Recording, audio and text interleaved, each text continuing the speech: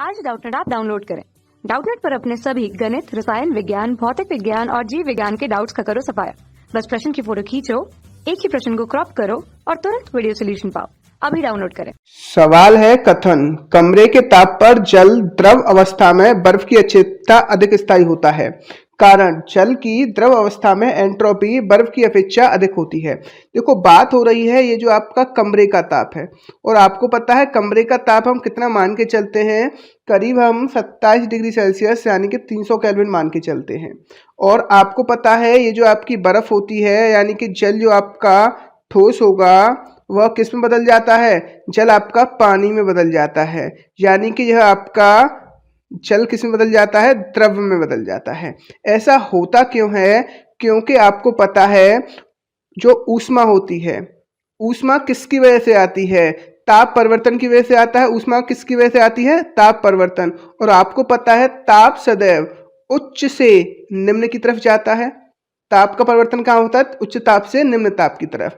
तो आप ये क्या करेगा, ये जो बर्फ होगी यह निम्न ताप पर होगी, यानी कि बर्फ का जो आपका ताप होता है 0 डिग्री सेल्सियस होता है और आपका कमरे का ताप है 27 डिग्री सेल्सियस।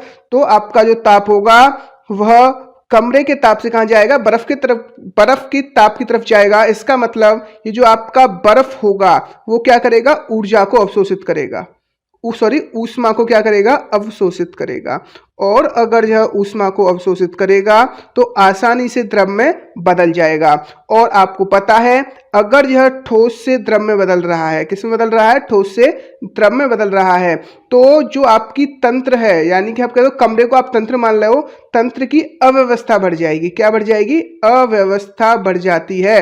तंत्र की अव्यवस्था क्यों बढ़ती है, जैसे आप ठोस से द्रव में जाते हो तो क्या होता है, द्रव के जो आपके अणु होते हैं उनके बीच में लगने वाला आकर्षण बल कम होता है, किससे, ठोस से, जिसकी वजह से अगर आकर्षण बल कम होगा तो अणु आसानी से गति कर पाएंगे और तंत्र की अवस्था को बढ़ा देंगे। और तंत्र की अवस्था को ही क्या कहते हैं हम, एंट्रोपी। इसका मतलब जो एंट्रोपी में परिवर्तन आएगा वो आपका क्या आएगा, धनात्मक आएगा। धनात्मक क्यों आएगा, क्योंकि तंत्र की अवस्था बढ़ रही है यानी कि एंट्रोपी बढ़ रही है।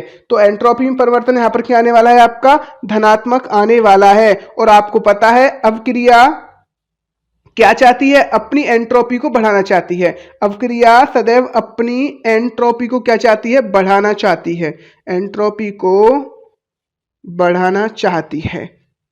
तो इस वजह से ये जो आपका रूम ताप पर जल द्रव अवस्था में क्या होता है, आपका ज्यादा स्थायी होता है, किससे, बर्फ से। तो यही इसका सही उत्तर है, यानी कि कथन क्या है ये इसका बिल्कुल सत्य है।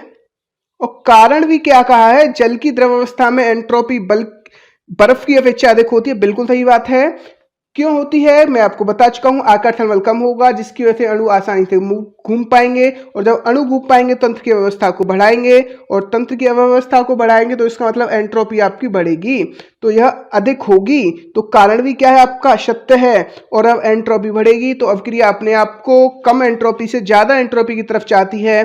तो जो ये जो आपका कारण है वो कथन का स्पष्टीकरण है, कारण कथन का स्पष्टीकरण भी है, स्पष्टीकरण है। धन्यवाद। कक्षा 6 से 12वीं से लेकर नीट, IIT, JEE वो एडवांस के लेवल तक 1 करोड़ से ज्यादा छात्रों का भरोसा। आज ही डाउनलोड करें डाउटनेट ऐप या व्हाट्सएप करें अपने सारे डाउट्स 8400 400 400 पर।